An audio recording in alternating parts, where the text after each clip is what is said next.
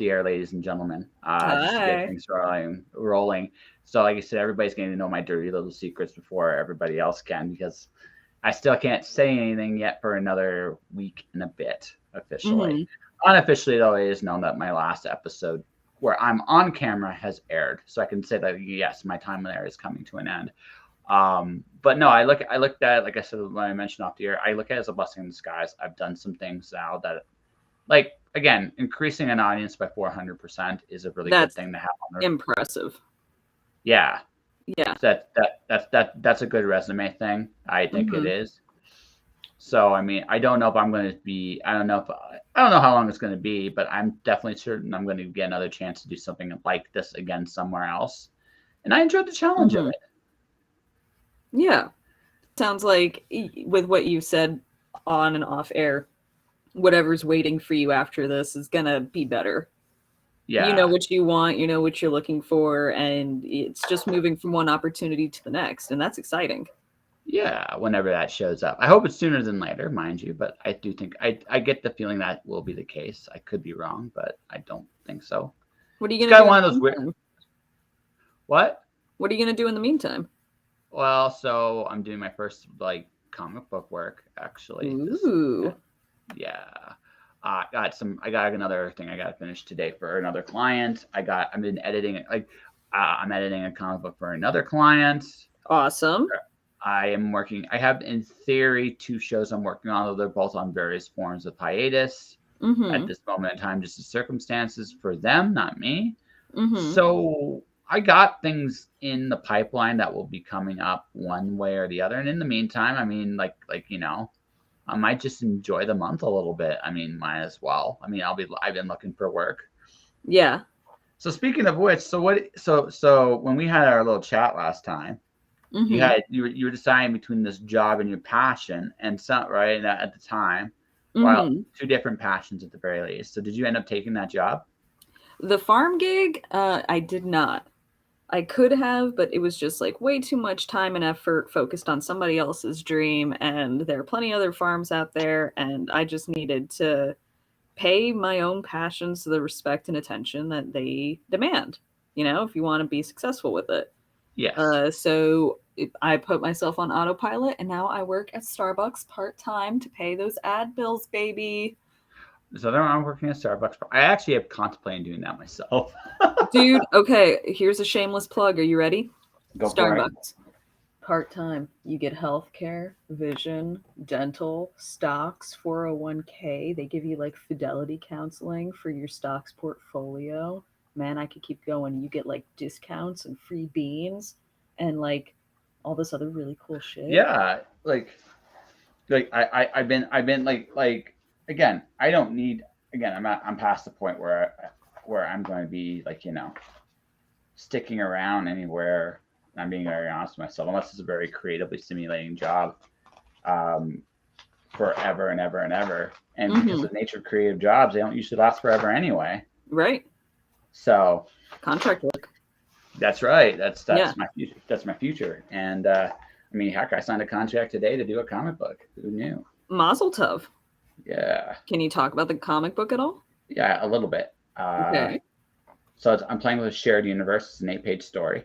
Mm-hmm. So he gave us a bit list of characters, and I came up with like a tortoise and a hare kind of concept for a race for a treasure in the sea, and probably somewhere along the way a giant squid will be involved with some form of fashion. As giant squids usually are. Yes, Yes. yes. So And are you drawing it, or are you writing the story, just writing or it. I'm just writing the story. okay? I'm working for hire writer. I'm just being the creative genius for that. Mm-hmm. See, since we last talked too. Mm-hmm. So my novel again, obviously, novel 8, the one I'm drawing, is currently on hold Mm-hmm. because I have to wait until I figure out my next stable gig, whatever that will be. Right. Yep. And But that's just the nature of it. yep, but novel 9, I I pretty much made a deal with the artist I wanted to work with, Mm-hmm. and the artist I want to work with, we came to a really wonderful deal, Mm-hmm. and honestly, it's going to be a lot of fun. So are you aware of Brandon Sanderson's Kickstarter? Not by name, maybe by project. So for mystery novels, he's raised $26 million. That's amazing. That is amazing.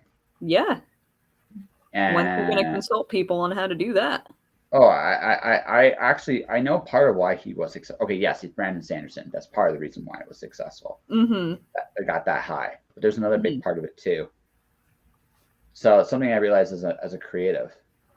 Do you know what the Disneyland strategy for marketing is? There's a lot of different strategies. Okay, Which so when you one go, specifically? okay, let me ask. I'll go from this perspective. When you go to Disneyland, why do you buy the most obnoxiously overpriced souvenir that you could buy at the Disney store when you're there? I've never been to Disneyland. I have to assume because the kid wants it. Okay, let's go another example since you haven't done that one. The movie theater. You go to the movie theater, Mm-hmm. you buy the popcorn, knowing that the popcorn costs you a ridiculously high pile of money. Mm-hmm. You go and buy the drink. That's also a ridiculous high, like money's pit in of its own thing. Mm-hmm. Right? You go to a concert, you meet the artist for a VIP spot. You go to a bar and you have a beer because let's be blunt, well, your beer sucks. But well,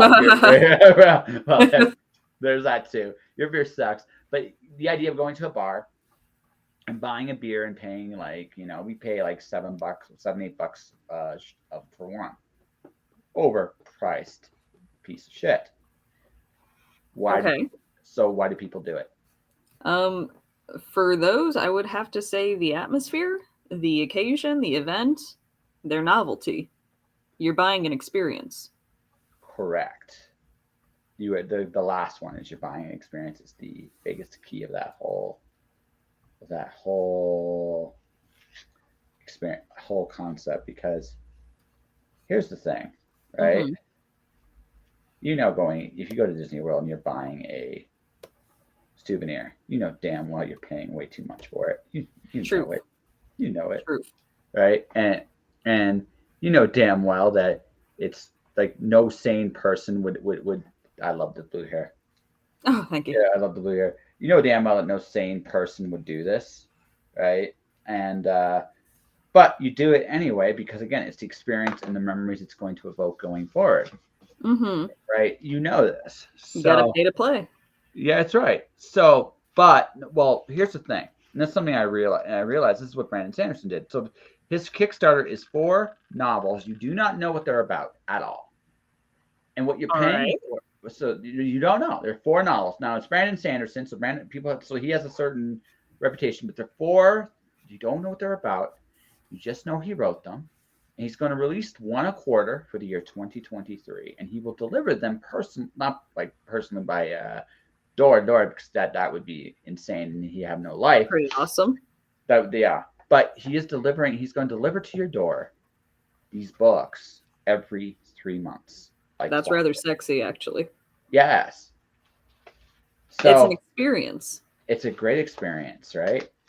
So he did. So here's the thing. Now he set the price point the way he did for a couple of reasons. One of them is because he's Brandon Sanderson and he doesn't want just everybody to do it because frankly that's a shipping problem. But I think what he grossly underestimated was the fact that because this is such a cool novelty, such a cool experience, that people are going to pay for it. Because here's the thing. A lot of times artists look at how do I make my stuff affordable for the average person. But sometimes that's not what you should be doing. What you should be doing instead is going, okay, how do I make this? How do I make this so that the people with money want to dive in on the experience? Absolutely. Because you don't need in that case, right? A lot of people buying your product. You only need a handful to make that profitable. And in fact, the price barrier adds to the exclusivity, which attracts the people that you want. Exactly. Mm-hmm. That's what he did. That's the Disneyland strategy, right? That is what he did. And this is part. Now, Again, yes, he's famous. I'm not going to say that's not a part of this because I'd be lying to you if I'd say that. Don't say But that. but it's the novelty, it's the exclusivity, it's the mystery. Like it's really cleverly put together, Mm-hmm. right? So since it's really cleverly put together, right? It's like I'm in, and I'm in, right? Yeah. So now my timing's terrible because if my timing had been a little bit better, I'd have shelled out the money to. How much? What's the price range we're talking about? Well, anywhere from like 200 to $500. Yeah, dude. Like, he just needs an audience reach, which he probably has, right? And Yeah. just a small percentage of those people need to pay. Yep. So that really does lessen the workload for him. Yeah, but unfortunately, he had a wonderful little problem in that everybody buying this. Like it is a wonderful problem to have. He might have to consider like renting a warehouse next year just for his books. That's not a It's terrible. almost bringing up the option of, geez, can we have a cap on these things? Like, sorry, we've hit our number. Yeah, well, you're past that point there too already. It's like that it happened a little too fast. So it's like, Mhm. and we're just done. One moment while the computer catches up. For the people at home who are watching this or will watch this, just one moment while this saves. Yeah. That's a good problem to have. I want that problem.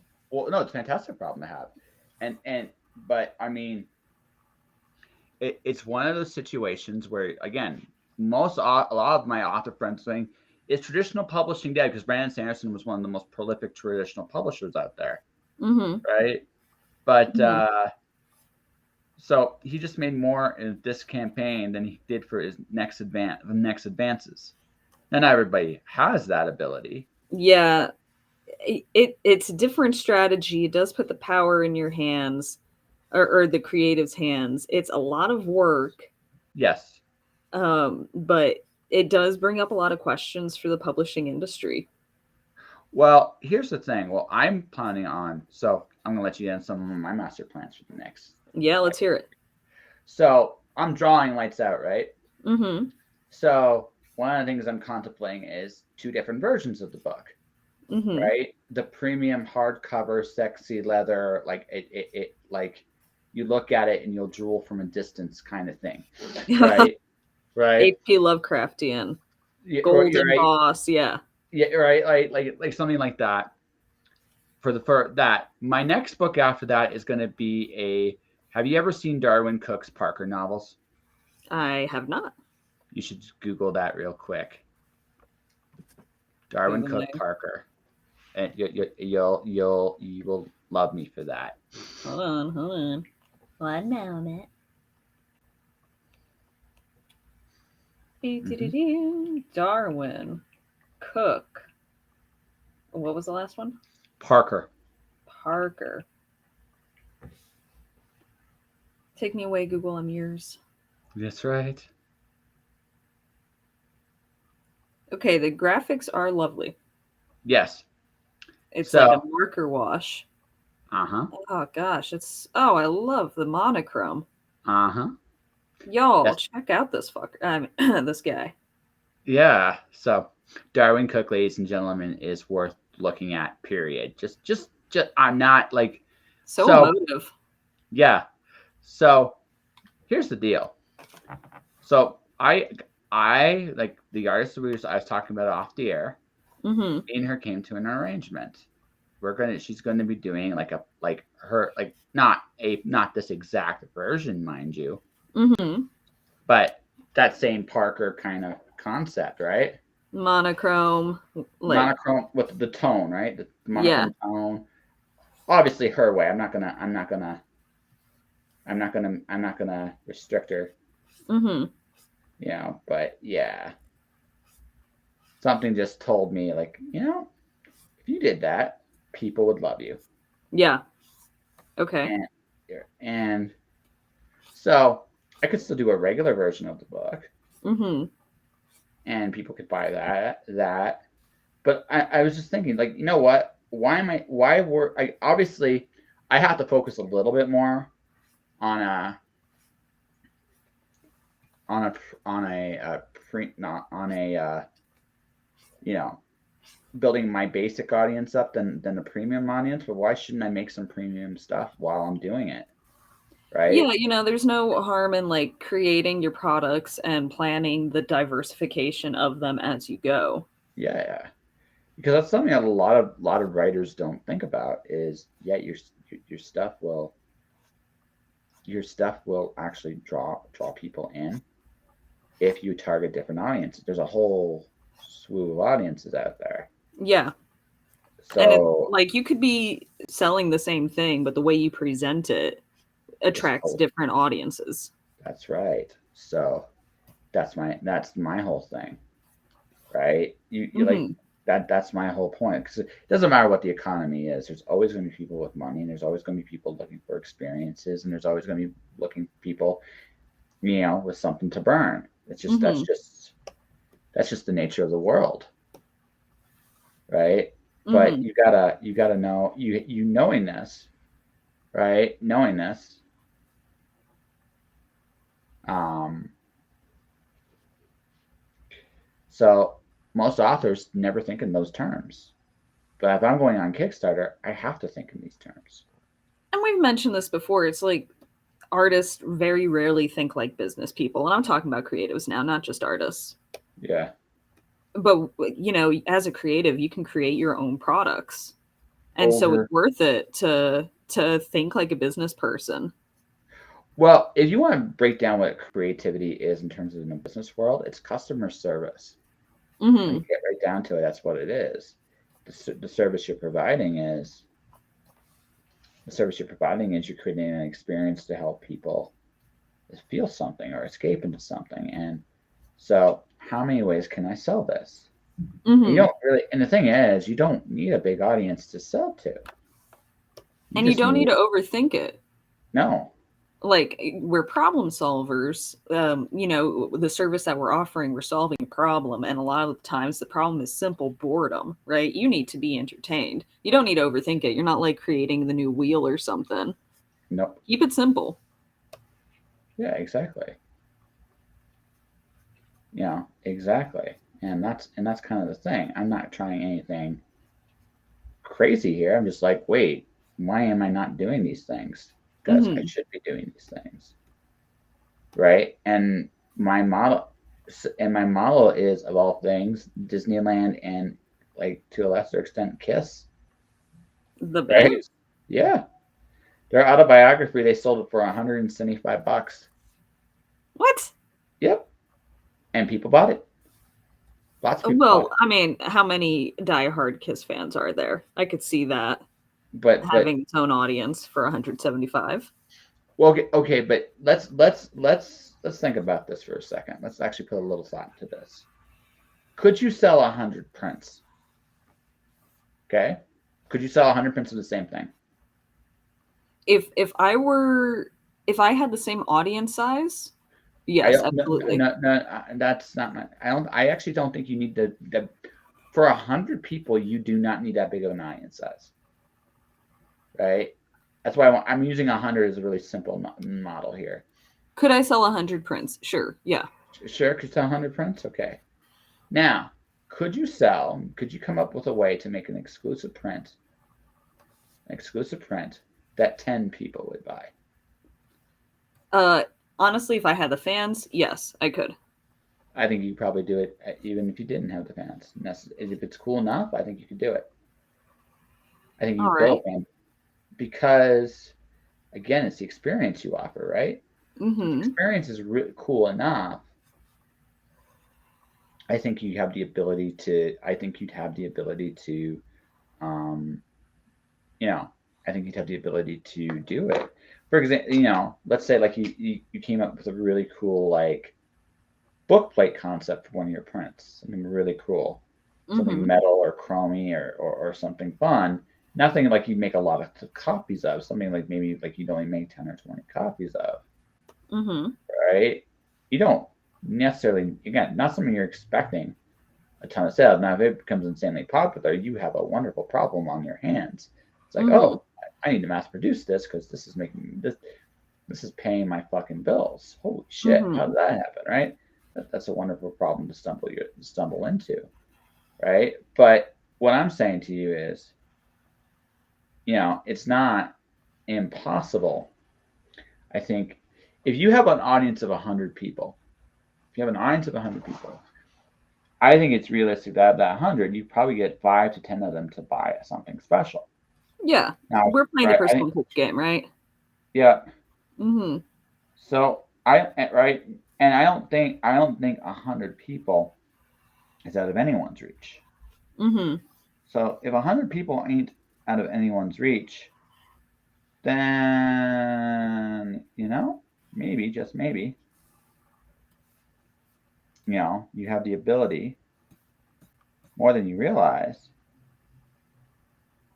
to create that premium product that again, a handful of people, it only takes a handful, right? Depending on what it is you come up with. Mm-hmm. Right. So I've been thinking about it. It's like, so there's different audiences to target even as an artist, right? So I'm thinking about this because I do want to crowdfund because frankly, I don't care about, I mean, it's easy for me to say because I also have awards, but I don't really care about them. Mm-hmm. Right. I've done it. I don't need to do it again. And that's not a, some people love awards. That's great. That's wonderful. Mm-hmm. But I'm not that person. You know what I mean? I'm just not. Yeah, you've checked that off your bucket list. You're Yeah, it's ready to not. be more self-sufficient and interested in that kind of thing. Yeah. Now, will I get awards again at some point in life? Maybe. Like maybe, absolutely, it's possible. Mm-hmm. But I'm not. That's not the goal. If that makes sense. Like it's just like it's cool. If it happens, I'm honored. Again, Mm-hmm. I'm never gonna take recognition for my work as a insult, right? How Right. dare you nominate me? Who the hell do you think you are? I mean, I'm not. I'm never gonna be that guy. Or take it for granted. Yes, but at the same time, it's not why I did this. You know what I mean? Mm-hmm. So that's kind of what I. That's kind of how I see it. Maybe I'm crazy. Wait, But we were talking about crowdfunding yeah. and products. Mm-hmm. Yes. And some of my thinking that goes into the crowdfunding path. Now, again, there are Mm-hmm. flaws to it. There are flaws to the crowdfunding path.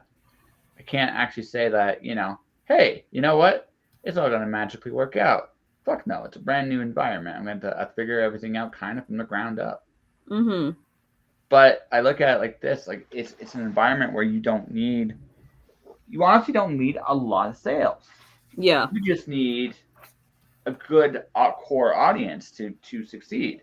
It's not out of the realm of possibility to find that core audience. Yeah. Well, I've been like reevaluating my career path and whatnot and trying to be realistic with where I'm at. And one of the roads I've been thinking about going on is like, yeah, I can do the portrait thing and I'm doing the Starbucks thing so that I can afford the ads. And I could do like Facebook and Instagram ads for those holiday busts, right? By the time I can afford it, it'll be dads and grad season. So I can do the portraits at that time. And then that's my bread and butter. But what I really want to do is focus on this graphic novel project that I've been working on for like my whole entire fucking life, right? And get that going and organize and then like fucking start that. And as I can like build my social media up for that. Hold on. Mm-hmm. For the people at home watching this, I did not miss a finger. He has no finger. He doesn't have that one finger, so he's down a finger. This is not an anatomical mistake. Anyways, so I'm thinking about like I'm doing the Starbucks thing, I'm doing the graphic novel thing, and while I'm doing the graphic novel, I'm building the social media to fund a Patreon because a lot of my favorite artists are on Patreon. They're backed by Yes. supporters, and that seems really enticing to me because like I've been thinking about the kids book market, right? And the covers and illustrations, and the more I look at it, the less I really want to do that. What I want to do is create my own story with my own art and like get paid to do that. I can do that. Mhm. So now I'm just like focusing my direction in that way, Makes sense. and just doing, I've been keeping my head down, with Starbucks, just focusing on getting the money for the ads. And while I'm getting that money, um, Oh, doing or organizing the story. it's all about the copy. I know that's why you're really doing this. You got a problem and they're defeating you. Say that last. Say that. I, Say that I, again. I say it's all about the copy. That's you're not doing it for any other reason. You just want your copy. Like Oh yes, I that's got it. true. I do like the free coffee. Yeah. Homegirls like caffeinate me. So like, caffeinate me. I need my fix. Like okay, sweep the floor. Screw my dreams and my goals. I I I I, will work these days just for I coffee. that's right. And Sign up. another shameless plug, y'all, because I work at Starbucks, I can say this. Try the sweet cream cold brew, that nitro cold brew. It's so smooth. The body on that. Okay, I've said my piece. Expect a check in the mail, Starbucks, for that Yeah. plug. You probably should you know tell them very nicely. Hey, I'll pimp you anywhere again. They're like thanks. What you trying to push this month? Let me know. Yeah. Like your mocha fraps, I got you. I got you. I love that stuff. I really do. I have a problem. Crap. Getting itchy over here. That's right. Getting that. But if we're playing the numbers game, I've been saying this for months, but it's just like, just get that social media going, be consistent with it, which I've had a hard time doing recently.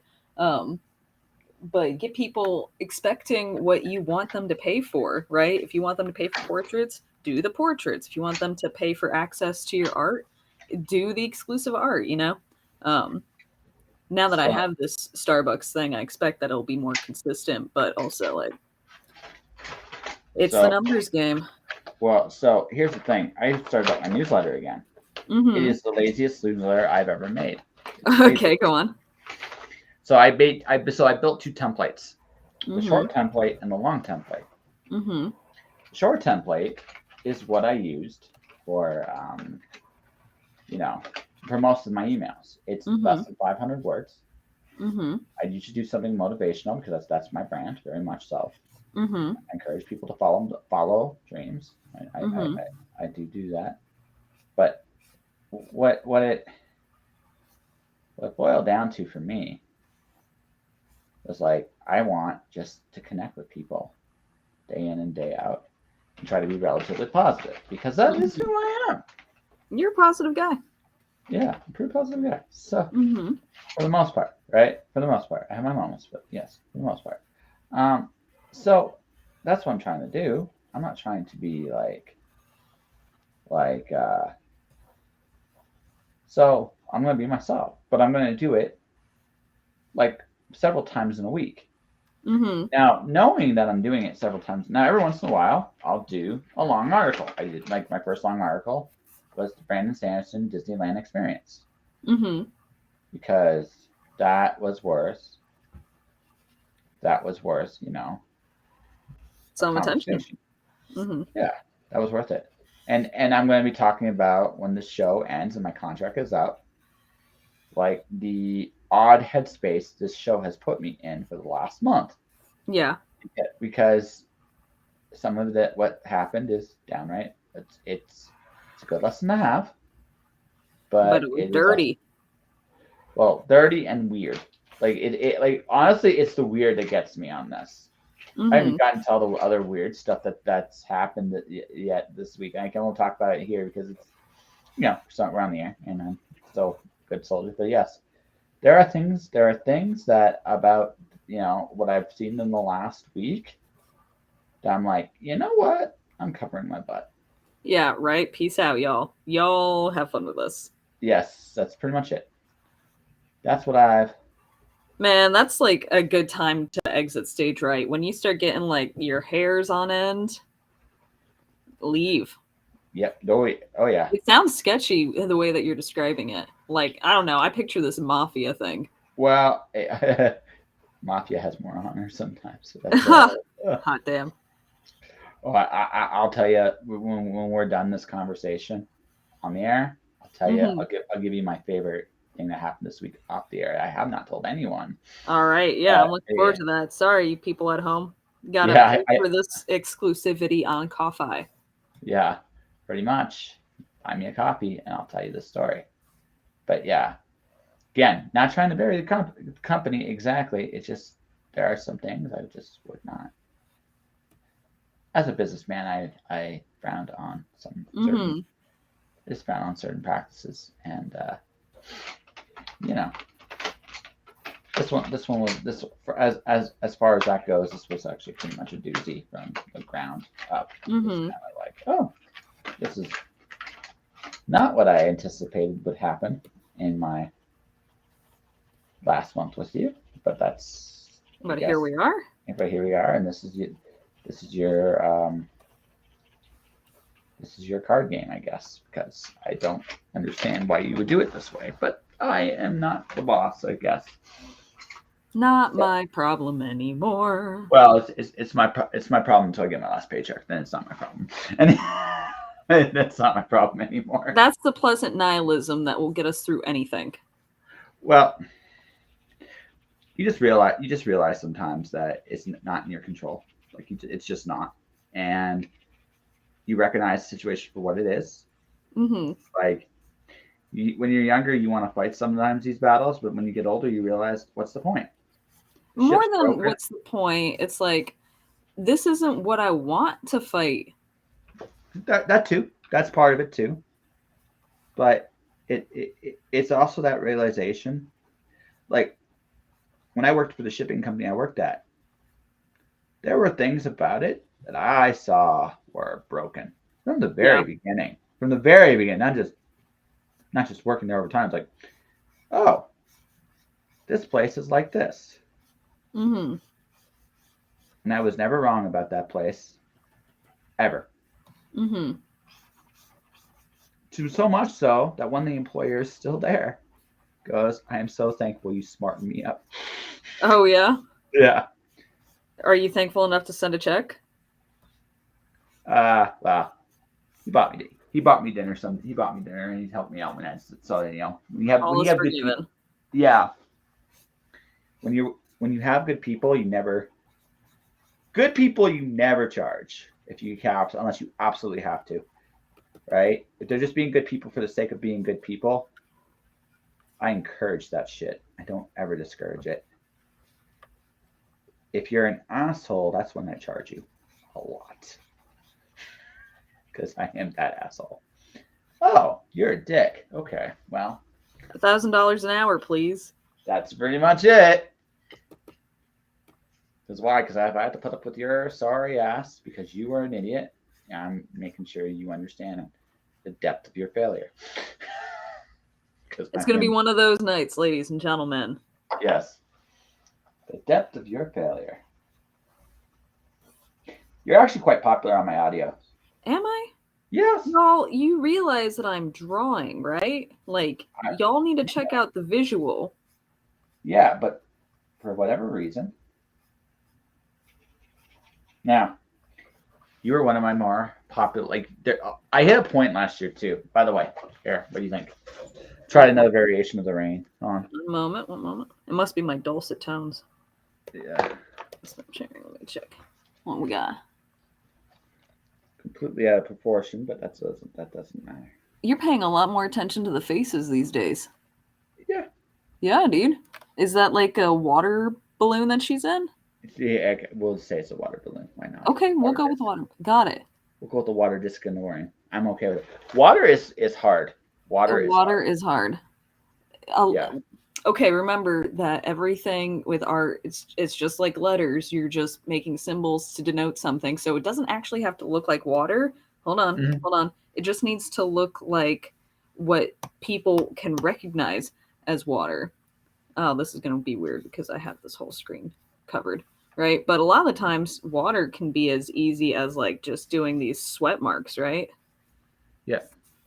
Right? And then people are like, oh, water. You're just Yeah. saying that's what it is. It doesn't need to be like highly realistic and super Oh rendered. yeah. Like my raindrops are not realistic at all. Like I just did different angles because rain can come from any different direction. But that once that symbol's there, it's there. Mm-hmm. Sweat like a teardrop is easy, but like a body of water, like even a tiny body of water, is a lot more than. It's almost like it's a shape, but it's shapeless at the same time. Because that's what water. Because you're looking at a flat surface, but there's depth to it. Yes, Yeah. that's the thing, right? Like there's a lot more to water than what's been done when it's like that. So Maybe. for something like that, if you're doing like a body of water, you're gonna want to work on multiple layers.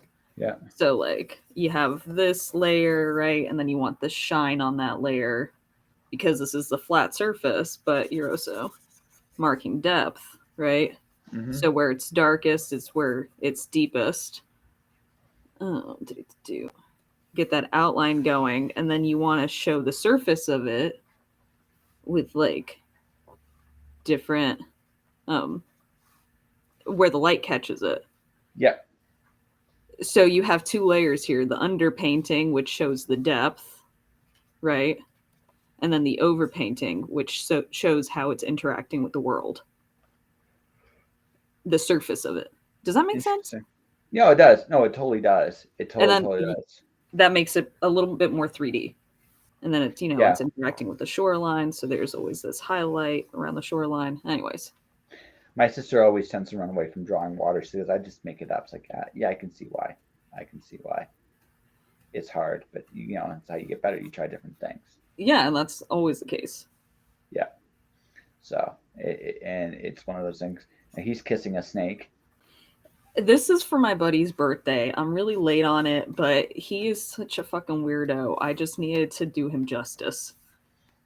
Ah, So, one of those guys. we're gonna have him kissing that snake. Ah, I know guys like this. They're They're pretty. everywhere. They're pretty chill, actually. Usually. Yeah, dude. They're usually pretty chill. But, Easy to like. Yeah. But they have their own little characteristics, and some people find them endearing. Some people find them a little weird. Okay, man, I'm about to tell the story, right? He walks around in a kilt, and one day he comes out and he got really drunk and he tucked his bits between his legs like in Silence of the Lambs. Mm-hmm. And then he pulls the Silence of the Lambs quote and he does, "Would you fuck me? I'd fuck me." And he pulls his kilt up and everything's tucked, but it was the weirdest fucking thing, man. We were rolling for like 10 minutes about that one, but he's one of those guys. Yep. What I know those types. Yeah, I do know those types. I've met them, and they're very how do I put this? They're very again, it's cool that there are different kinds of people in the world. They're just totally like that. That's the best thing. So it's endearing. I admire that he will be himself. What? I'm also very glad he's not on a registry. You don't go around flashing your kilt. Okay, anyways. Well, I won't judge. I'm not going to put him. I'm not going to put myself in his shoes. Maybe there is a reason he's just flashing everybody with his kilt. I don't know. I don't. I'm psychoanalyzing this guy. He's a good guy. Yeah, no. He's a good dude. I'm not psychoanalyzing anything. You know what? There are some situations. I just look at it. It's just there. I don't go above or below that because it's just like, hey, you know what? It's there. Taking it at face value. That's right.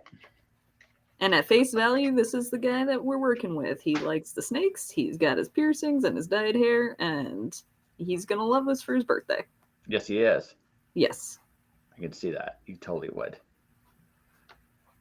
Although I gotta admit, that lip piercing right there, I've never been a fan of those. Just like, not there. But hey, whatever. I might not be doing it justice. I think I need to make it smaller. You might have like a stud in there. I almost see like there would be a stud or something there. Oh, this is based on his actual piercing. So I'm trying to be true to it. Ugh. Yes. But I am playing Yeah. with the rain. I am playing with the rain, and I am playing with again. I'm playing with my style. I'm making it a little bit more expressive. Are you showing it off right now? Not yet. Okay. I haven't decided what my next picture is going to be. Ugh. No, like I said, I've had a crazy interesting month, like to say the least. And I mean, Yeah. yeah. It is one of those things. I just realized that as a creative, it's a good lesson for me. Right? I could see why the lesson's powerful and necessary, even. Mm-hmm. Right? But at the same time, it's like, oh man, I would have had so much fun, possibly.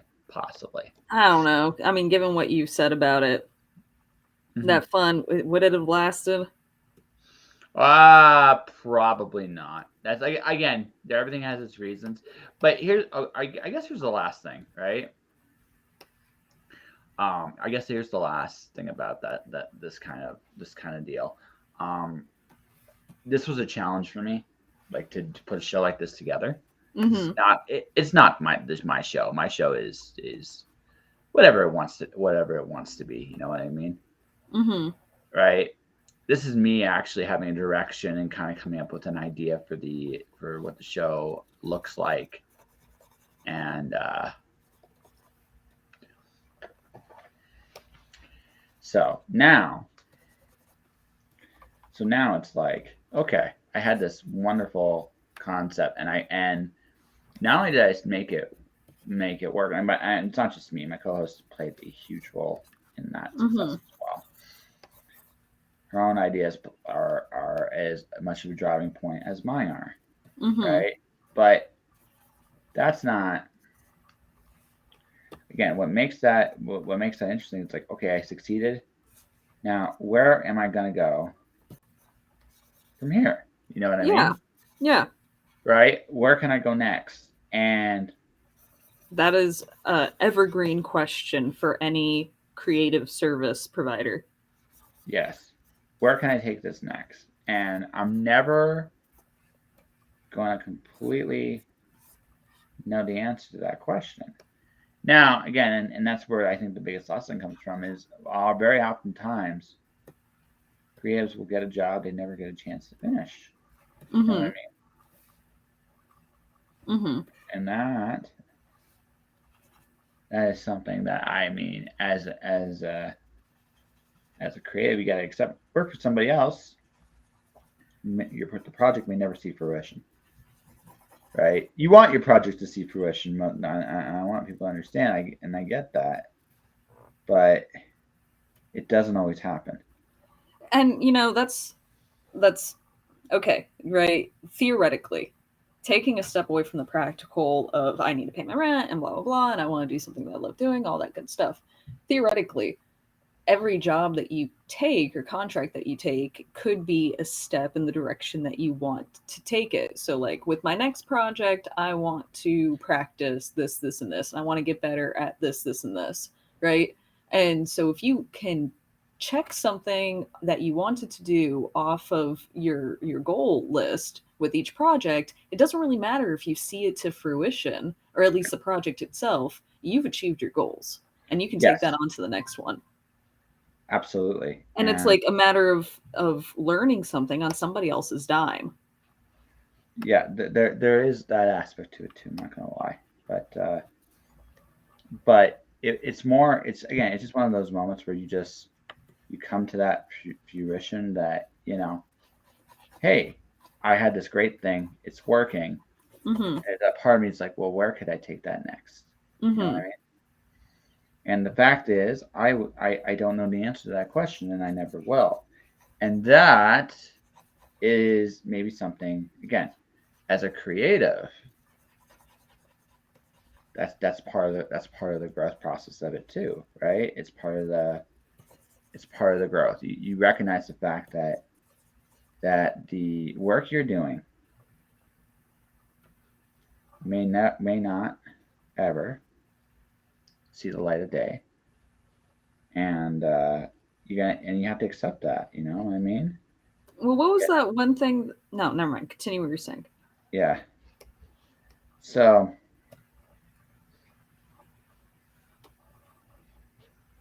it's something I recognized about this was like this was one of those moments. Like sometimes you have to let the project go, and you just Mm-hmm. have to.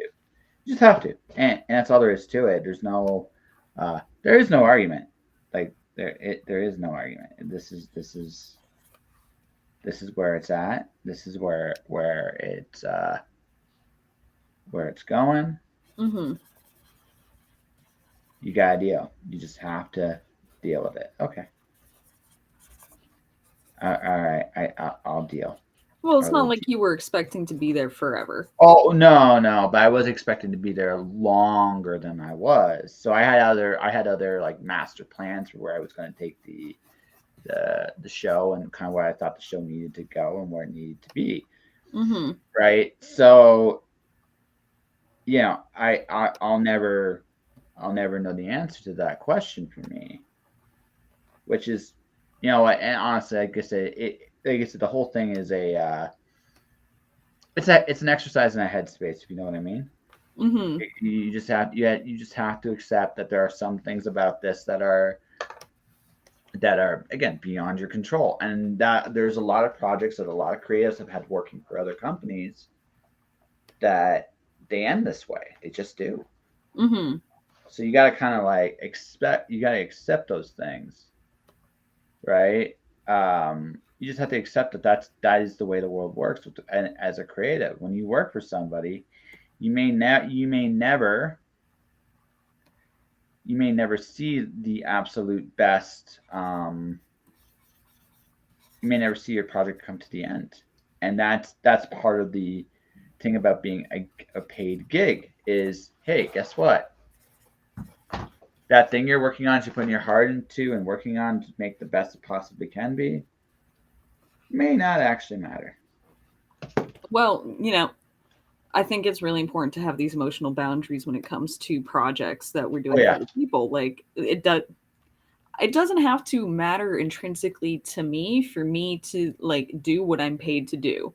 Of oh course, sure. if I'm going to accept a project and it's like, yeah, I want you to pay me to do this, I want it to have some kind of value to me. I don't want to like be dragging my feet through the muds on this and be like, God, I just really hate this project. So of course I want to be emotionally invested, but it's not my baby, right? It's a Oh, thing to do that I enjoy doing that pays the bills. It well, no, serves that function. and honestly, that's why it's like I recognize that it never was mine. Like I know that, Hmm. but it doesn't take from the amount of time I've put into it. Does that Yeah. make sense? Yeah, it is about the time. Yeah.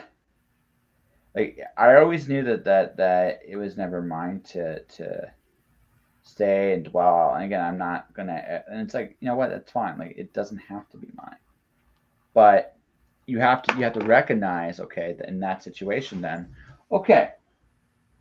So how, like you got so in one hand, it's easy to let go because it's like, okay, it's not mine, and never was mine, and never will be mine. Hmm. So dwelling on it is not good. But at the same time, right? At the same time, what happens in that situation is you get used to doing something, and suddenly you're not doing it anymore, right? Or you're not Change going to. is, Good. yeah, that is the change. And it can be hard. And in a lot of ways, we become a different person. I'm interrupting you right now. We become a different person for that project. And if the project ends unexpectedly, so does that part of who we are. And, part of it is grief if you enjoy the project. And it's like, that's not a part of my life anymore. That's grief worthy. Oh, Um, absolutely. and change itself, while inevitable, is hard. Yep. So of Oh, course there's going to be like a rebound time of God, I just don't want to do anything else. I can't believe that this is over. well, like I said, I'm not. I would go so far to say, or like like I don't want to do something else. I had a week. I think the first like couple weeks when this hit, Mm-hmm. I definitely had those moments for sure. Mm-hmm. I definitely had those moments. Now I'm in like again a slightly different headspace. Mm-hmm. So it's like, no, I'm ready. I'm ready for what's next. Mm-hmm. Right now I'm just waiting for my obligations to be fully fulfilled. And once they're Mm-hmm. fully fulfilled, I can kind of just I can make it go a different way and be a different thing, Mm-hmm. and that I'm looking for. You know what I mean? But now I just gotta kind of wait out my time. Which again, that's just it's part of the process. Like, but again, it's a good as a creative. This was a good experience for me to go through because now I know what this will feel like the next time. Right, the next time Mm-hmm. this happens. And it'll be Now, easier. yes, and you'll be here. They'll be like, "Hey, this happened to you again, huh?" It's like, Remember "Yeah." last time? Remember last time? It's like, "Yeah, I did. I'm grabbing ice cream. Want to join me?" And you'd be like, "Yes." Well, that sucks. What's your next plan? Yeah. So, meantime, I mean, the other thing too, I could not help myself right before we did it on the show. Took a Mm-hmm. walk in the mountains, partly because it was just you. Wow, dude. You just had Yeah, to brag about that. of course I did. And it's Josh. Josh in the morning. Yeah, that. Well, I know I haven't posted as many pictures as last time. Which Lame. they're still there. I posted one yesterday. Wow, dude. For everybody who is a little lost about this, I would love to go live in the mountains, and Josh knows that. So now he's bragging about his mountain walk. Which I do every day. He lives a hard life, everybody. He takes a mountain walk daily. He literally has his head in the clouds. That's right. Hard life, hard life. You like on the inside, there's just a little part of her that's just dying a little bit. Death is becoming me. You're like, why are you telling me all this? Because I know I talk to doing. this guy every month, and this is what he brings. It's about every 6 weeks now. We moved it to Something every like that. 6 weeks. Yeah, it's 6 weeks, which is just because again, I don't want the novelty of you coming on the show to ever disappear. You've already Aw, special. boo. And I I mean that know. affectionately. Aw, Yeah. that's nice. And you seem not to mind you don't seem to mind putting up with me on a month out basis. So. Well, you keep mentioning those mountains, and we'll see. Yeah, that's right. It slowly just dies a little inside, and finally she's just like, I can't take it anymore. My therapist has advised against this. I'm sorry, Josh. Yes, no. Your therapist's like, it's good that he's pushing you. Yeah, Shut yeah, up. that's what it is. It's like, shut up. You're on his side now. That's right. And then the therapist's like, yes, I am. He bribed me. I'm not. And that'll be the answer. It's like, you bribed me. I'm not ashamed to admit it. This guy. You'd be like, that's not fair. How come you won't Isn't bribe enough me? that I see him 6 weeks, every other 6 weeks, and it's just like, and now he's got my therapist. Got your therapist, get other people. Hey, you want to come out here and look at this? And everybody's like, I hate you. So.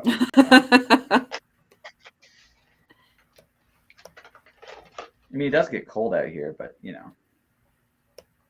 I mean, if it gets cold in a lot of places, your cold place comes with a mountain. Yes, it does. All right. Yes, it does. It totally does. Does that look right? What color do I want? I'm still listening. Yeah. But it is. Yeah, I figured you'd want to check out the Brandon Sanderson Kickstarter because. Yeah, you should link it in the chat so that people who are here and not just listening can look it up. But of course, if they are listening, they know they hear it. Yeah. Yeah. No, it's like actually probably one of my most retweeted blogs ever, which maybe isn't saying a lot, but it's like, oh my gosh, This makes sense, and you're brilliant and shit. Yes. Which Yes. one?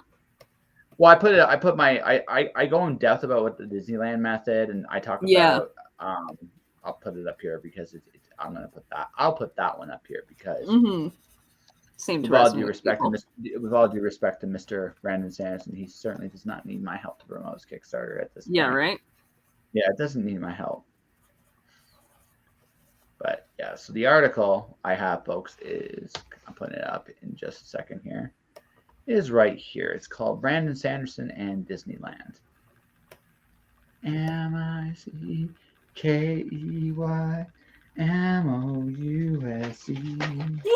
You've missed your calling, dude. Mickey Mouse.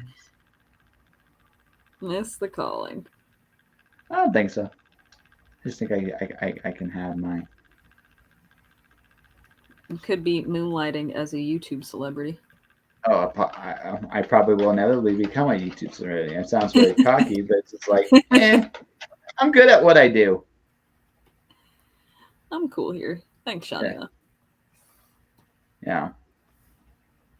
You gotta kind of have that faith that you're good enough to be where you kind of want to be. So When I was like 7 or something, and they were like they were holding auditions or whatever back in Florida for child actors to come on to live TV and just be, themselves.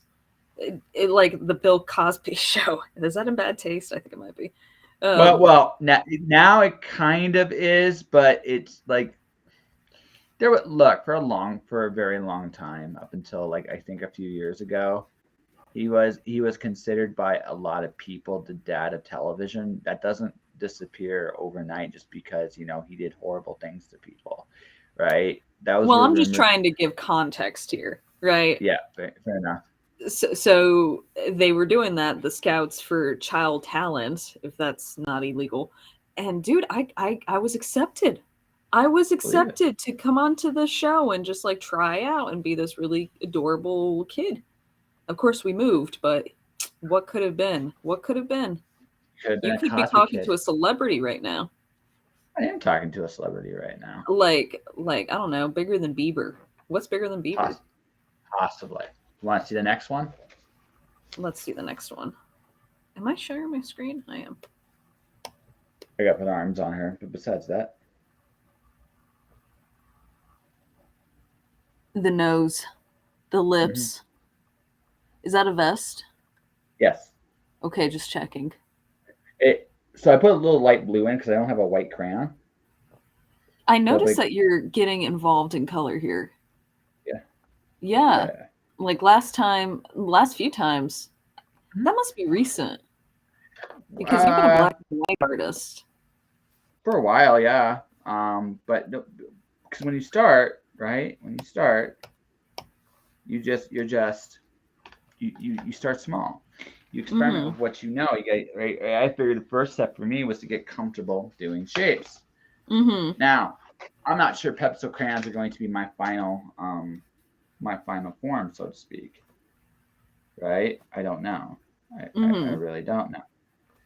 But one of the things I do know is, right, that at some point I'm playing with color. So I had a colorist on the show last week. Mm-hmm. And I was like, okay, I have a problem. I don't have a white pencil crayon. And I didn't really think I'd ever need a white pencil crayon, but lo and behold, I do need a white pencil crayon. How about that? To which they said, just shade light blue. Oh, yeah, that's like a cooler shade.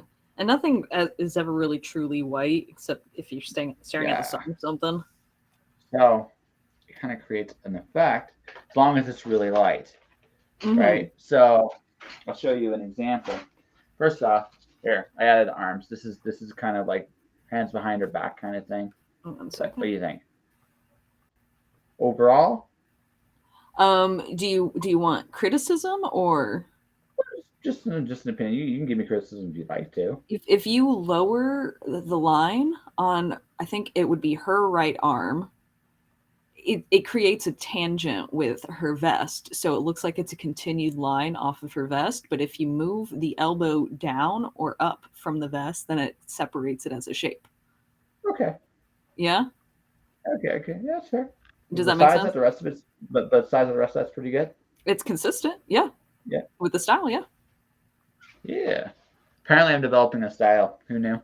I've been saying that for how long? Yes. Yeah, you're not, yeah, but it's like you have a style. It kind of works for you. It's a kind of. So long as you're consistent, it works for you. Oh, it'll keep evolving. Like I'm not. I don't think I'm anywhere near my final form. Right. Right. But there's going to come a point. I think I do feel that there's going to come a point this year where I'm going to be stylized, not Mm-hmm. necessarily good or bad, but fully stylized and comfortable with what I'm drawing in that style. It's going to be my shorthand of how to do stuff. Right, and that's really all it ever is just shorthand. Yeah, it's my shorthand to do stuff. So that's what that I'm not there yet. I'm still not quite there yet, but I do feel like I'm going to hit that threshold at some point this year. So Mm-hmm. when I do, I will be invincible or something to that effect anyway. I don't Y'all know. just wait until I develop my own style. Wait for me, world. That's right. I already sold one piece of art this year. Oh, Mazel Tov. What was it? It was a piece for a drawn bid. For a drawing bid. Okay, what For a was it drawn though? bid, the theme was what was it again off the top of my head? I did a comic book cover, so I did a version of The Last Ronin, and someone bought it for $5 plus shipping. Again, Hey, hey. right, that's right. Look at you, man, moving up in the world. Yeah, hey, like I said, I've let myself become this creative person. Just let myself go out there and do it. And like I said, the whole secret is just don't be afraid to look bad. Yeah, yeah. Can That's I get your autograph? you possibly can, yeah, possibly. You wouldn't be my first defacing, for sure. I wouldn't be your first what? Defacing. Defacing. An autograph is a form of defacement I on a page. see. Right, I see. I'll deface your page with my signature. It's all good. Is it really defacing if somebody's asked for it? It can be. It can be. But it doesn't necessarily have to be. But that all said, I think I'm like I said, my people are developing a style. You know, I can draw things that kind of look like breasts. So I'm not. It's just a matter of light and shade. An upside down heart. That's how I figured it out. It's like, okay, I get that. Close enough. Close enough. I'll show you another one I did. Like this is the one I did. So if I keep going back and forth, my computer's gonna glitch. Yeah. Da, da, da, da, da, da. And she completely ignores me showing off. Oh, I'm sorry. I just said if I keep going back and forth. Okay, I see it. Yeah, the upside down heart. Yep. Face tattoo. Yes, yep. It comes with the character. Yes. This is Naira from Naira X, and this is the first time I did the light blue experiment, and it works. Her hair looks white. I don't think the camera's picking up the light blue, but I do see a shading there. Yeah, well, it's not supposed to because it's a really light. Mm-hmm. It's very, very light. That was what Cat Ma's colorist showed me. It's like, yeah, just do that. It'll work. Okay, cool. It kind of does. So I've been playing with rain. I've been doing more original compositions. Mm-hmm.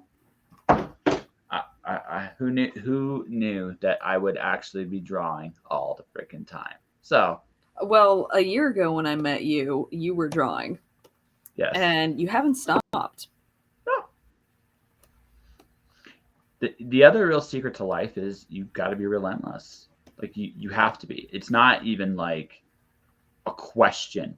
You have to be. Like life requires you. Do you really want to learn something? Okay, well then this is what you're going to do to learn something. That's all there is to it. You have to put in the work and be. One of my friends when I went to college says, you are the most relentless person I've ever met. Like that is such a compliment. Yes. Like most relentless. Like even some of my other author friends was like, yeah, dude, you're just really, really, really driven. And the nicest compliment I ever got was from Craig DeLuey, an author. He goes, "I don't know what it is about you, but you're hungry, and I dig that." And just you just keep going, and you just don't have a button. You don't have that off button. Yeah, I'm hungry. I'm not talking like physically hungry. It just I get it. yeah, I want to do things. Well, then you gotta be relentless in the pursuit of those things. If you're not, you never you never learn. You never get to the point where you're actually better, right? That's just how it works. You never that's just and that's true with anything. Like whether people realize it or not, it's like whatever you choose to do. It's all about like it's nothing more than just me and me or anybody else, whatever you choose to do, whether it's Starbucks and your fancy, coffee and Hell vacation yeah, plans it and is. 401k and your caffeine addiction problems It and has become a problem. yes, Yes. Go on. yeah, you're like, I'm good with it. Shut up. Yeah, no, this is a problem I chose. Yes. Some people don't get to choose their problems. For the most part, for the most part. But that all said, right? Here's the thing. Right, I've learned this. It's just like, but you're relentless on something. Sometimes maybe you're relentless on just getting by. Sometimes you're relentless on all these other things. And I've learned it's like it really doesn't matter in the sense that what it is, if you do something long enough, you get good at it or something to that, like, or at least a close proximity to competent. Mm-hmm. And but you gotta be relentless. You just can't stop. Now, again, looking at what I know, right? My faces are much better than what they were a year ago. You can see the expression on them. Dude, everything that you got going on is better than it was a year ago. Yeah. Well, thanks. Yeah. Well, thanks. And like I said, it's just and a lot of that is just mindset. So you say you hate social media, right? So this is my solution to you, my friend. I have a link up here for you to look at. I'm not saying necessarily sign up for mine, but this is your solution. Listening. You need to do a newsletter. I've signed up for the the MailChimp. It's all ready for me to go. I have like 2 subscribers right now, and they've been waiting. I just haven't done it. So why not? Because it is it's not art. It is something. We'll get there. Okay, let's hear how it is. It's storytelling. It's storytelling. Okay. No, look, here's the deal. Is that, like, again, I've had this conversation with a lot of other artists about, now, it doesn't now, I'm going to say this up front. The newsletter isn't the only way to reach out to people. And maybe it's not the right way for you to reach out. Okay. And that's entirely a possibility. So take my advice on this with the intention of when I tell you this, whatever you're most comfortable, whether it's LinkedIn, whether it's Twitter, whether it's your own podcast, making an asset of yourself like I am, Mazel Tov, right? Right. You're telling a story. Sales is storytelling, right? Mm-hmm. When you, at the end of the day, sales is about establishing a relationship with your readers. And the best way to do that is to tell stories. So your newsletter is a way for you to bullshit with your fans, however many there are, right? So bullshit with them. Have fun. Make it just a fun experience for you. And if you do that right, it will be artful, because the other thing you're going to be working on? Sales copy. Sales copy. And that's going to be like, I'm getting the money for the ads, right? The money for the ads. I need my copy to be on point if I'm going to spend money on it. And here you are. And here you are with a golden opportunity to perfect it. Oh, God. It means work. That's right. Doesn't need a lot of work. You know, like there are 3 newsletters I read all the time. One of them is Mm-hmm. because it's my dad. One of them just Aw, because that's yeah, love. yeah. One of them just because it's my dad. You know, he doesn't do the same thing for me, but that's okay. I don't, I don't hold it against him. He raised you, so we'll just give Yeah, it to him. exactly. Yeah. So there's my dad. Um, by the way, my grandmother on my mom's side is one of my biggest YouTube fans. She watches Aw. all. Yeah, she does. She watches all of my episodes, even a little bit. She doesn't watch all of them for very long because sometimes I'll talk about shit. She's like, I don't care. It's like, okay, but you know what? At least you tried. I can't really knock you for that. Thanks, Meemaw. Yeah, thanks, Oma. But Aw. Oh, no, hey, I got no problem acknowledging people that think I'm awesome. You know, and my grandmother is awesome. So I mean, she tries. So here's the thing, right? But here's the thing. I made a conscious decision when I restarted the newsletter because I sucked at them too for a long time. It's like, you know what? I'm going to treat this as an opportunity because here's the deal. There is going to come a day in the not too distant future where Facebook and Twitter are done. yeah. I know right? where you're getting at with this, but go on. Yeah. Yeah, you know some of it, right? You know some of where I'm going with this. Mm-hmm. And so what I'm looking at is that for a lot of people, right? And now I grant you, I like social media. It lets me connect to people I wouldn't otherwise connect to. Mm-hmm. But at the same time, we live in an era now where right now I'm waiting to see the result of certain lawsuit cases in California and a few other places about Twitter and Facebook censorship abilities, what it's allowed to do, Mm-hmm. because that's being fought with right now. But assuming they keep the same rights they have, those platforms are doomed because people will lose trust in them. And when you Mm-hmm. lose trust in them, you just create this really toxic environment that no one wants to deal with, Mm-hmm. right? Twitter has been a cesspool for years, and Facebook has kind of been dragged down that rabbit hole itself. They're both Mm-hmm. doomed. Now, something will come along and replace both of them. That is always the case. But at the same time, right, everything's got a shelf life. So you got to build your own platform somehow, Mm-hmm. some way. Now, for me, it's the podcast. Yeah. You know, I've built a platform. People come and listen to my big mouth every week, and it's wonderful. Like today has been a good day. Like I've broken 100 plays downloads already on the audio. Like it's one of the Mazel reasons I tov. skip. Yeah, I like comfortably over too, like very comfortably. So it's just like one of those things where I've created an environment where people come listen to my show and it's good. Now I'm gonna have to eventually scale with advertisements. Boo! But I have to. Right? Right. Because I'm gonna have to, and that's just all there is to it. But Mm-hmm. but when it comes right down to it, right, you know what you need to do. Well, you want good ad copy. Well, if you do it right, your newsletter is a great place to practice your ad copy.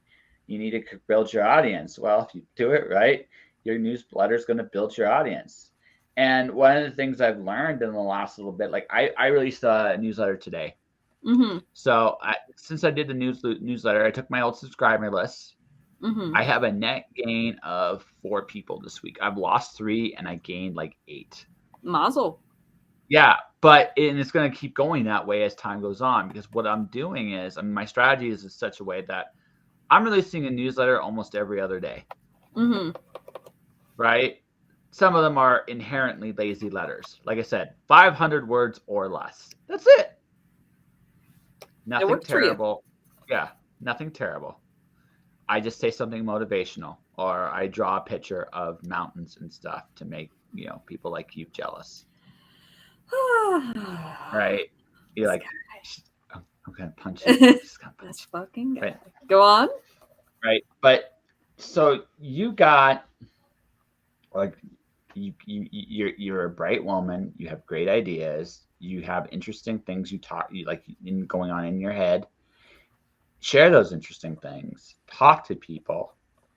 And you might grow a following in kind. And then one day you go, hey, listen, I want to do a Kickstarter about a man kissing a snake, like you're doing right now. People will be like, that's so fucking cool. Right? That's so fucking cool. Or that's not fucking cool at all.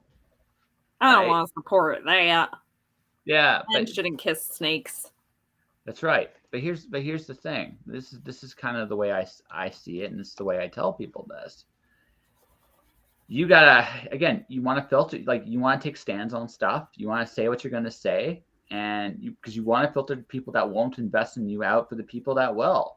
Like Mm-hmm. my last newsletter, I lost an audience a little bit, but I'm actually okay with it because I know that going into this, right? Like this is going to be a process. Some people, like, I'm going to probably drive a lot of who was previously there out, but I Mm-hmm. don't think that's necessarily a bad thing. This that the goal is, okay, can I create a compelling enough 500 words or less by and large to engage people? Mm-hmm.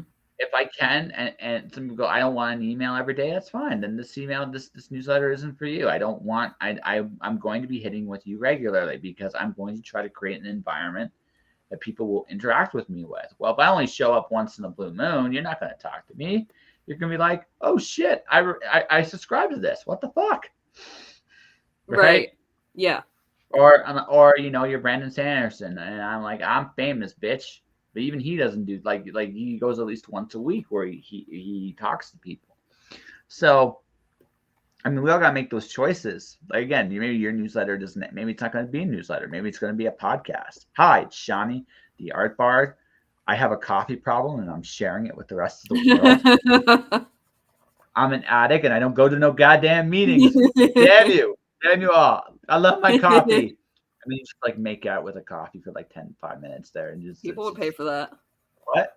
People would pay for that. There you go, right? So I mean, then that's what you do, right? Use your talents or something to get people to notice you that way, right? So so That's good. I know we're both terrible human beings, especially It's me. funny because it's But true. I say it like that because it's like that's the thing. Like what I think the big challenge, like the big challenge authors have, is getting readers. And again, I've been thinking about this a lot. It's like, well, then who are my customers? Where can I build my biggest customer base? So how Mm-hmm. do I reach out and engage said customers? Well, there's a newsletter. You know, I can do that. I took my newsletter content and turned it into blog content. You know, my Mm-hmm. blog had 24 visitors today. Now, grant you, I don't care about my blog as much as I should, because you can't do everything perfectly. But I'm like, well, this kills two birds with one stone. When I do have something I really am passionate about, I'll just put it on the blog as well. Yeah. Will it drive some people away en masse? Yes, it will. Will it draw people in? Yes, it Yes, will. it will. So, so Miss Shani, Mm-hmm. you need to do it. Maybe not the newsletter. Maybe not the newsletter. Again, I'm giving you an out here. It might not be the newsletter, but you're gonna have to find a place in on the digital world. Put your flag down. Go. I am Shawnee. This is my domain, and I'm so cool here. Right, guys? Right, Right. And then, Shiny. right. I'm Well, sorry. one of the It's things that I've been seeing some of my favorite artists do is that they'll do like a live stream on Picardo or YouTube Live or something like that.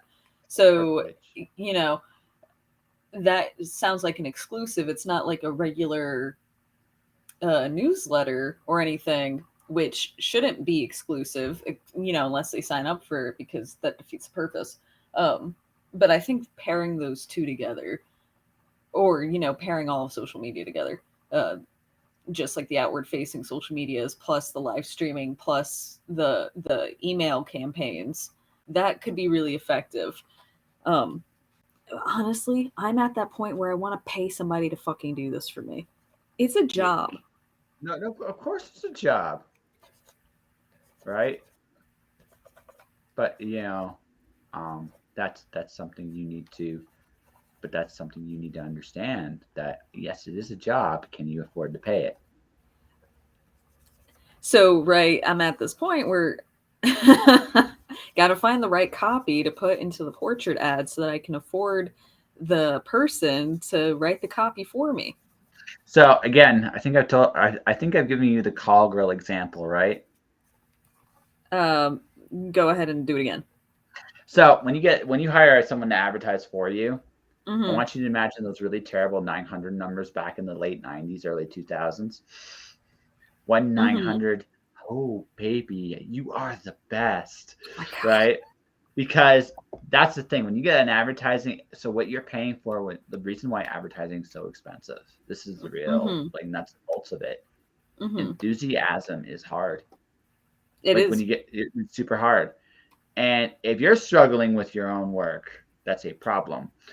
That means you're going to be paying them even more to have that same enthusiasm. Okay, she thinks it sucks because she won't talk about it. What the fuck? Okay, let's try an angle. Okay, why won't she talk about it? Oh my god, it really does suck. Shit. Ah, God damn it. Right. So Some that's people are extroverts and they like to spend their time online. It's not that I can't figure out what is good about it. It's that I don't have the time to convince others that I'm right and they need to believe that I'm right. see.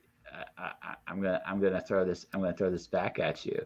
Yeah, you do. You just gotta figure. See, you gotta use your lazy brain. All right, you gotta use your lazy. This is the thing.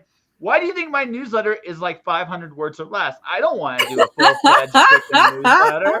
I'm I saying don't want suck to it do up, it. Johnny, and just do it. Hmm. I hear you loud and clear. Yeah. You know how long it takes me to make a newsletter on average? 10 minutes. Yes. 10 Okay, fine. I hear you. I will minutes, Johnny. spend 10 minutes doing an Hmm. effing newsletter, and I will send that newsletter out to people who like me. And some of those people will buy my stuff, and they will tell their friends. And That's right. kumbaya. And then you can go to Patreon, where you don't have to advertise, where you can advertise just exclusively, which is even easier. Because guess what? They want to hear from you. Yes. Uh, So yes. I'll think So about yes, suck it up, or I want you to think very hard about that 1-900 number when you give it to that advertising person. I'm just gonna hear the call. Ooh, baby, you're the That's greatest. right. All right, I've Josh. done that in That was presentations, by the way, as a totally what I needed. freelancer. I've actually, I want you to go and imagine. Remember those really crappy ass 900 numbers? What, like back in the day? And you'll see like really old people like just get this stupid grin on their face because it's like, oh yeah, I know what you're talking about. And and you're like, yeah. So I want you to think about that every time you hire an advertising person, right? And by the way, I have to make this clarity for people that are listening to this. Advertisers are really good at what they do, and honestly, advertising in itself is an art form. It Yeah, really is. if you've got the right person, it's worth the money. Yeah, it really is. And there are going to be times, even in spite of what I'm saying here, the advertiser is still the best choice. Shani isn't there yet, right? That advertiser is out of budget for me right now. Yeah, I have yes, other priorities. correct. So, guess what? And also, that advertiser, you know what the advertiser would also be doing, by the way? They would take the The same stuff that thing. you built on and made it better. They wouldn't be creating it from scratch, so you wouldn't have to pay as much. And you'd still be enthusiastic about your work. You just wouldn't have to be as enthusiastic as often. That's the point, right? But they would tell you, yeah, you got to still kind of give a shit at least a little bit so that when people actually talk to you, you're like, oh, okay. Oh, God. Yeah, what the fuck am I advertising now? Right? Do I Oh, have to give a that's shit? amazing. And then you kiss it because this Aw. is. Do I have to? Nah, you can fondle it a little bit. It's all good too. Whatever. No. I'll do that. I'll work right on that. Yeah, totally. No, like, but that's the thing. Like, you have to realize, like, this again. You're a customer service industry. Mm-hmm. You're an artist. You're customer service. It's customer service and relationship building. That's a big part of the job, and you got to do it because you got to do it. It's just there's no other way around it anymore, right? So But again, use your lazy brain, Shani. 10 minutes. Be smart. Be smart about it. I put 15 minutes out, right? I pimp my shit once a day. And again, like if I want to sound like a fucking egomaniac, here's me being an egomaniac for just a complete minute here. All right. So when the pandemic began, I had only 800 friends on Facebook. 2 years later, I'm at 2,500. Congratulations. Yeah, I've tripled my audience. And is that inbound or outbound? That's inbound. Excellent. So that's like, what the fuck? And then I'm being followed, like my actual follower count is closing in on 300. So, and again, when I started, it was 20. So my audience has grown significantly because I have an incredibly big mouth and I'm good at being authentically me. And people seem to dig that, even though half of them think I'm crazy. And I'm okay with that. Right? So that's the people you want. Yeah, those are the people I want. So that's what it comes down to. You gotta like build, like, again, because my Twitter numbers, my Facebook numbers, they don't fucking matter in the long run, right? Because I gotta turn those people into an audience. And if I can't do that, then I'm just basically, doing nothing of any constructive value with social media. And that's it, right? So like I said, Shani, 10 minutes. Hi, I'm Shani. I'm awesome and possibly made of cheese. Here's my newsletter. This guy. Right? Fuck off.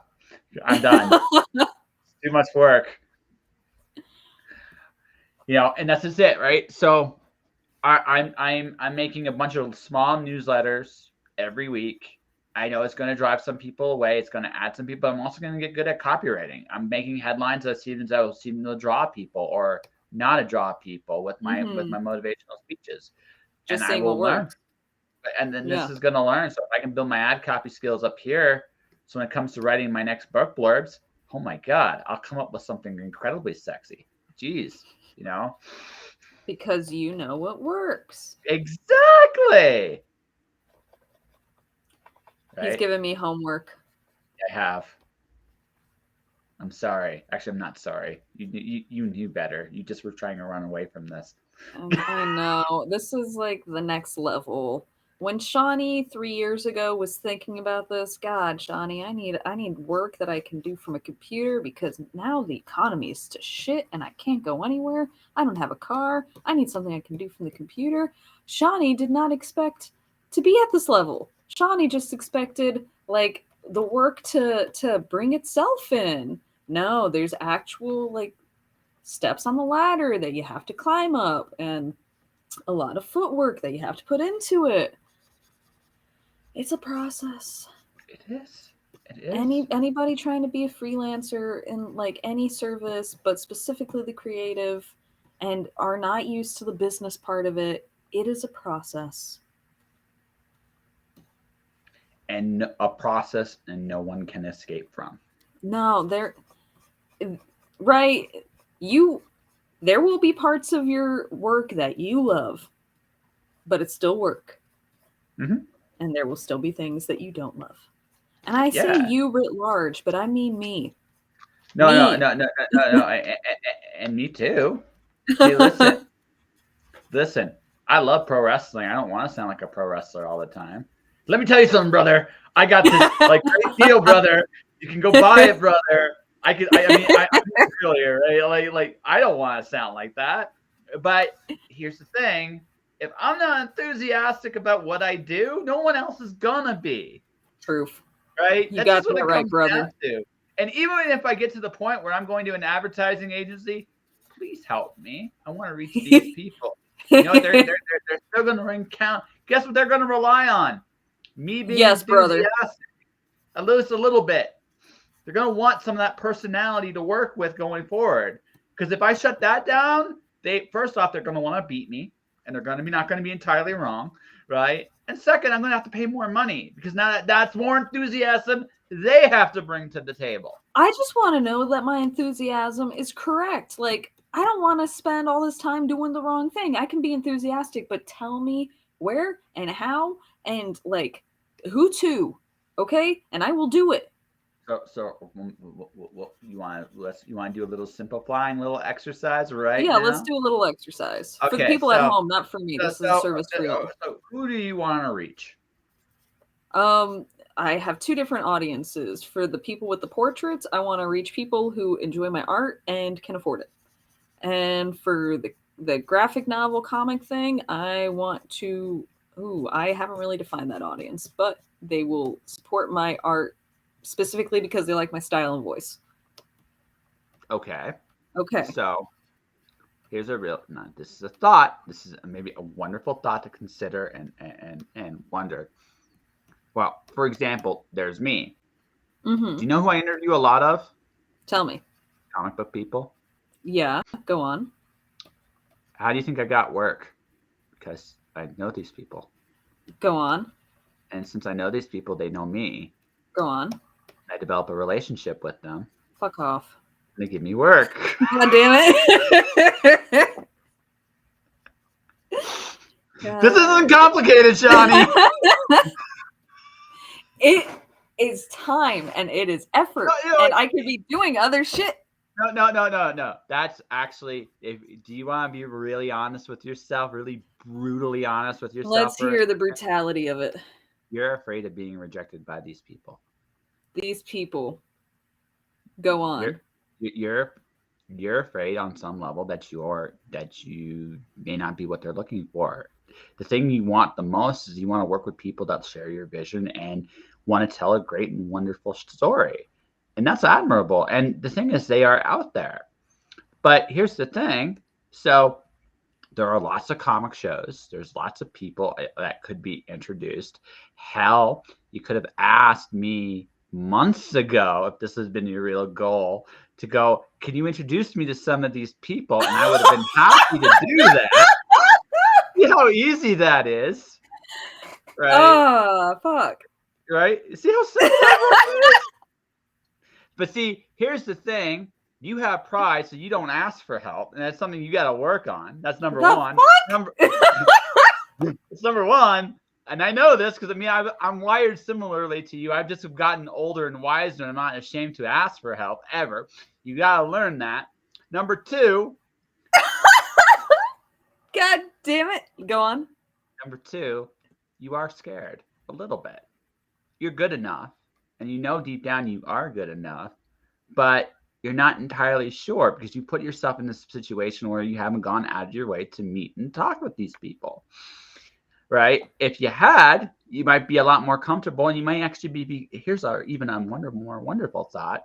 You might have already had paying work to do this. And you may not even have never needed to go to the Starbucks. Now, you may not have had the same love of coffee addiction, but there is definitely that thought.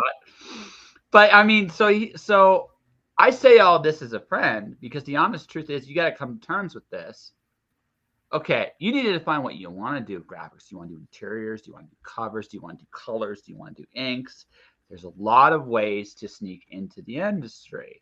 I want to do my own shit. Well, I get that you want to do your own shit. So that means you got to do a newsletter, build your fan base, and build relations, and blah, blah, blah, blah, blah, blah, blah, blah, blah. Kick in the ass because it started already. But you also, but let's be blunt, you'd also would love to collaborate with some people too. And you'd be lying to me if you say it otherwise. You want to tell great stories with great people. But that means in this industry, you got to tell great stories with great people. And that means you got to go introduce yourself to said people you want to tell stories. Right? It just makes it sound so fucking simple. It is simple. It is simple. I'm going to let you know. So okay.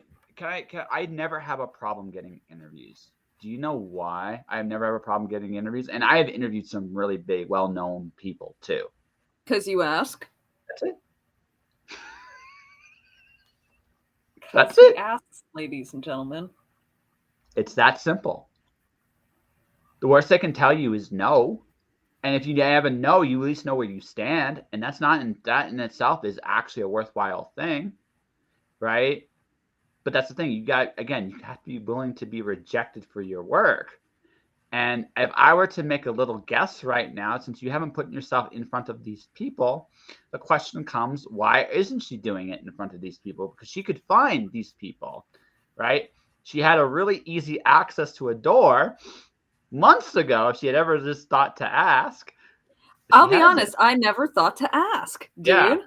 yeah, And now that you bring it up, I'd love to take you up on, if the offer was even there, making some sure. connections with people who could definitely help me out on this path. That would be awesome. I could definitely make that happen. And I never Uh, thought to ask that, dude. yeah, and again, what do I do? Look at what I do. I mean, it was right there. This whole fucking time. Yeah. All right, Uh, and I would and deep down, you know this too. I would have happily have introduced you to some people, right? Yeah, sometimes it's as simple as asking. Sometimes you now the only thing I'm going to tell you is what service do you want to provide to these people that you want to introduce yourself to, and I'll introduce yourself to some of these people. Like, do you want, like, again, from it, like, what I mean by service is, again, do you want to color? Do you want, I obviously you want to create your own stuff. I'm not debating that, but while you're here, what else can you do to serve others? Because if you can make that distinction, right, you will find a home with some people anyway. man, I'll do some covers. Is that what you want to do? I mean, I'm thinking about short projects that I could turn around relatively quickly that doesn't take like all of my focus to put into somebody else's project. It still pays the bills, but my shit's still getting worked on. That would be pencils and colors. Pencils take forever.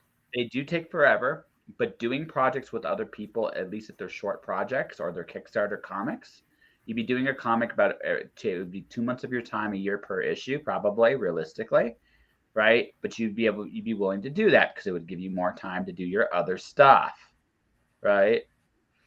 See, it can be done. You just have to plan it out a certain way, and you can get the thing rolling and going.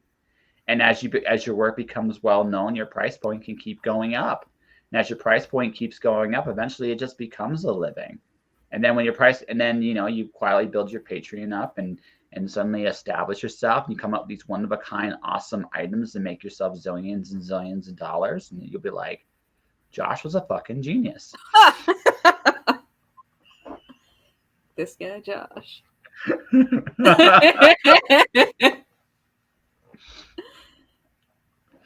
But yeah, like, honestly, like, save yourself some time. Like, this advice is genuine. Ask. Find people that have, like, not just me. Find other people with doors to different people and ask. The worst that can happen is they tell you no, right? But those doors are there and they exist. I don't mind a no. No is my second favorite answer. Yeah, and I don't think you're the type of person where the no stops you. You know what I mean? It's just you have to be willing to ask, and that's what it comes down to with you. Damn it, Josh. I make too much fucking sense. What the fuck, dude? I thought we I were make clear. too much sense. This guy. You make it sound so simple. It is simple sometimes. It is that fucking simple sometimes. And that, ladies and gentlemen, is called real talk. Yes. Some people go, you make it sound easy. No, I make it sound simple. There's a fucking difference. Right? Man, that's no kidding, too. Like, Yeah. it really is simple. Yeah. You just got to do it every day. Yeah. And that's the fucking hard part. Yeah. No, my first rule is show up. Yeah. And I think it's the dumbest rule ever. Although a lot of people know it's actually really smart. It's like, yeah, because in my life, I realized that what it comes down to with most people, the difference between a successful artist and an unsuccessful artist is that usually in some level of their life, they're not showing up. They might have limitations, but what they can do at the time based on their situation, I'm not speaking about that. It's the things that they don't do in their business life or personal life that actually give them the better chances to succeed. And if people are thinking, and like I said, I can't promise what a success is going to look like for you or me because I'm working towards it, right? I'm nowhere even close to there. Hell, I'm looking for another job because I got fired for being too good at my last one. Right? Another good problem to have. Yes. Right? And yes, folks, I will tell that story in about 10 days. So stick around for that. Yeah, I'll tell that story. But what it comes down to is when you recognize, like, my job is not to succeed. My job is by putting myself in the best chance to succeed. The difference is I understand that success for everybody, not just success, is not guaranteed. There's no such thing as a guaranteed success. I can do absolutely everything right and still fail. That is the paradox of success. My real job is to put myself in the best positions I can to succeed. Right. And not to be mad when it doesn't work out. Like again, we mentioned the job. Here's the thing. Can I honestly look back at my job and say that I did everything I knew how to do to succeed? If the answer is yes, which in this case it is yes, then there's nothing else I can do. Yeah. That's it. There's nothing I can do. Yep. So I accept it and move on when it comes right down to it. And I put myself in another good chance to succeed somewhere else. That's what it comes down to. And it's true. That's why I'm working on a comic book. That's why I'm working. I got other gigs because people had faith in my ability to come through. That's what this game's all about. When at the end of the day, the people that succeed are the people that come through. The more people come through, the more they're trusted with bigger things. The more they're trusted with bigger things, and the more they come through, the more they get trusted with bigger things. And then bigger money comes into play. New stresses you've never imagined come into play as well. And like I said, and folks, if it sounds like I'm making it easy, no. None of this shit is easy. None of it. But it's simple. Because it really is, it's about figuring out what you're supposed to do. And for most of us, that is simply showing up and doing the best we can with what we're supposed to do in that moment in time. And if we're not sure, ask. You had to circle back to that. Of course I did.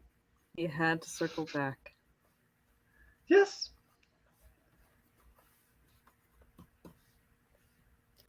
Well, fuck it. I agree with what you say. Yeah. There's nothing else you can do. There's nothing else you can do. No. Fine, Jesus, you're right. Yeah. Like it's not rocket science. It really isn't. It's just understanding what do you want to accomplish. It's really, again, I'm going to emphasize this really hard. None of this is easy, but this is just how you do it. What do you actually want? What do you want? All right. What specific steps do you know at this moment in time how to get to that spot? Right? With what you don't know, you research it. You figure it, right? Either by asking other people or by doing some actual groundwork yourself. And then you take the step you can do, not necessarily the step maybe you need to do right away, but you do the steps you can do to make it so that you do succeed. And that's it. And every day, that's all you do. Just those little action steps every day. And I get going on those action steps and then just fizzle out. And it's just a matter of like being consistent until the results start building and that positive feedback loop in the brain be like, yeah, this is working. I'm going to keep doing this. Yeah, absolutely. Yep. Absolutely. Again, I'm not trying to make it, is this easy? Nope. But is it simple? Yep. And if it's what you really want, it's worth it. That's right. And the final thing we'll talk about, don't quit because it's hard. Quit because it sucks. Now that's sage advice. Yes, it is. If it's hard and you quit, you'll regret it. If it sucks and you quit, you'll feel better. Who told you that one? Tim Chismar. He is an actor, director, He serves 2 clients a year. His income as a freelancer puts ours both to shame. He Oh, I'm gave me sure. he gave me 2 pieces of advice when I started, and I kept them both. Never do what you're good at for free. Sounds like something from the Joker, but it actually makes sense. And No, it's of course. something I again, as a freelancer, the biggest thing I've learned as a freelancer. I mentioned the premium price point stuff earlier. It's to protect you as a freelancer as well. Mm-hmm. Because depending on your price point, it's also the kind of clientele you can attract. Yeah, So, absolutely. and that's very important. That is very, very important. Um, Second point, right? He said, is imagine abundance is there. The economy really doesn't fucking matter because it doesn't. There's always things happening around you and about you. And Mm-hmm. if you're willing to look for those things, you will find them. Those were his best. And then thirdly, number 3, yeah, don't quit because it's hard. Quit because it sucks. Save yourself some fucking time. Yeah, to quit because it's hard is to like underestimate your own abilities. You give up. Yeah. That's giving up. That's giving up. When you quit because it's hard, it's because you're giving up. If you quit because it sucks, you're not saying it's because it's hard, because you just don't want to do it. Which is fair. Yeah, that's totally fair. Somebody else wants to do it. It just ain't you. Yeah, and there ain't no problem with that. So Shani, Yes. the little warning about the heads up, I want you to look at the time. Oh, yeah, how about that? Yeah. Disclaimer. Yeah, we totally started the show being like, but the thing is, you really needed this last 20 minutes, whether you wanted to admit it or not. You really needed this last 20 minutes to hear that. It's a good kick in the ass, dude. Yeah. I'm just gonna come. You make it sound so simple. That's because it is.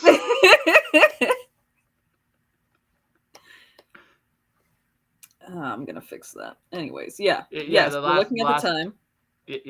Speaking of the time, let's wrap up now so I can give you the actual advice that now that I've made the offer, I got to actually own up to that offer. So I will do that, but I need to ask you some questions and stuff like that off the air, because honestly, their specificity is going to be very important here. So before we wrap up, how can people find you? Hi, everybody. I'm Shani. I run the Art Bard. You can find me at theartbard.com. You can also find me at Shani the Art Bard on Instagram or LinkedIn, the Art Bard. That's me. Just really anywhere, you'll find me at the Art Bard. You can also email me, theartbard@gmail.com. And if you want a portrait or, talk comic shop and whatnot, we can make that happen. Yes. All right. So, folks, I'm going to put this up here. Okay, a couple things. This is my newsletter. You should sign up for it. I'm going to put, again, it's the laziest fucking newsletter ever, for the most part. 500. For the most part, it's going to be lazy. I made a template. I will throw pictures I draw. I will throw in motivational stuff and anything else that interests me. There will be no politics. There will practically be no religion. My beliefs will come out, I'm sure, from time to time. But as a general rule of thumb, I am not going to preach, this is the way, the truth, and the life. No, I'm not going to do that. I'm just going to be myself. And as you can see here, right, I will give people swift kicks in the ass when and if necessary, right? So sign up for the newsletter. It's right there. My book, because I'm a trained motherfucking professional, ladies and gentlemen, I am so good at this. I should be better prepared, and I never am prepared. And I don't know why. Actually, I do know why, because it's just like, again, calling myself on my own shit. Like I said, we all struggle with advertising a little bit. But here you go. Ladies and gentlemen, this is Alice 1. So this is... Boom. My book. This is my book, ladies and gentlemen. Pandemic book. Yeah.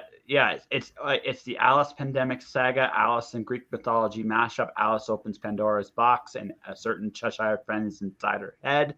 And in this book, Alice chases the Queen of Hearts over the edge of the world and ends up in the Greek underworld, where to escape, she must play Jason of the Argonauts a game of croquet.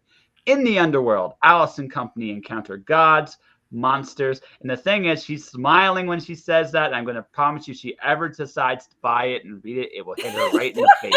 She won't see it coming. Right? So, right? Gods, monsters, and the most terrifying thing of all, themselves. And that will do it this week on Just Joshing. I got 4 really cool guests next week. We will definitely Adam Johnson. No, wrong week. Abby Butler's joining me for a drink and draw Monday. John Westhoff's talking his comic Tuesday. Thursday, Paul Gomez is coming to talk his comic, and Edward Davis is coming to talk his stuff too. Like I said, right? So, right there. Everybody in the industry. Got it. Yeah. So, keep watching, stay inspired, keep shining in the dark, and I'll talk to you guys next week. Cheers, y'all.